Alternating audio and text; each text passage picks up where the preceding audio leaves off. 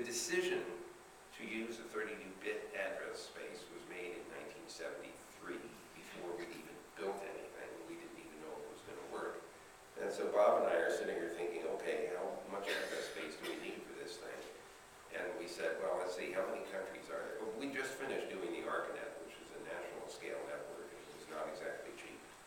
And so we said, well, how many of these national scale networks will there be? And we thought, well, maybe there'll be 2 per country, because, for competition, but they're so expensive that, how many more can there be? And then we said, well, how many countries are there? And we didn't have any Google to ask. So we guessed at 128, because that was a power of 2. We know what I always thinking. So the 2 times 128 is 256. That's 8 bits. Then we said, okay, how many computers will there be on these networks? And remember, this is 1973. The computers at the time were not something you picked up and walked off with. They were in rooms and air conditioning spaces. They cost millions of dollars each. And we thought, okay, go for it. How about 16 million computers? And we thought, that's crazy, but what the heck? That's 24 bits. So that's 32 bits of address space.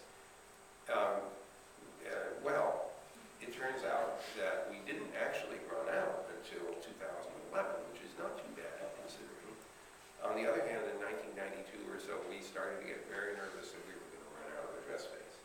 So we started in the Internet Engineering Task Force a major push to develop a new packet format that had 128 bits of address space, IP version 6 versus the 32-bit IP version 4. And in case you're wondering what happened to IP version 5, that was an experiment in video and voice communication on the net. It didn't scale properly, so we abandoned that particular format.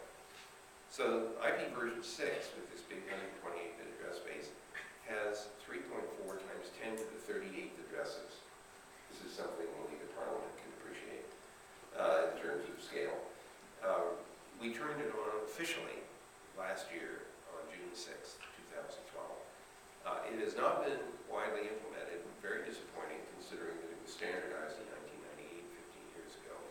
I have been proselytizing to get IPv6 in place in parallel with, called dual stack, IP version 4. You could do me a favor, by the way, this is Internet Evangelist time. If you will simply ask your Internet service provider, what is their plan for implementing and deploying IPv6 and when will you get your addresses? This would help me a lot because these idiots are saying nobody's asking for it. So of course they aren't asking for it. Nobody should have to know what an IP address is. You should just fix it, so they don't have to see it.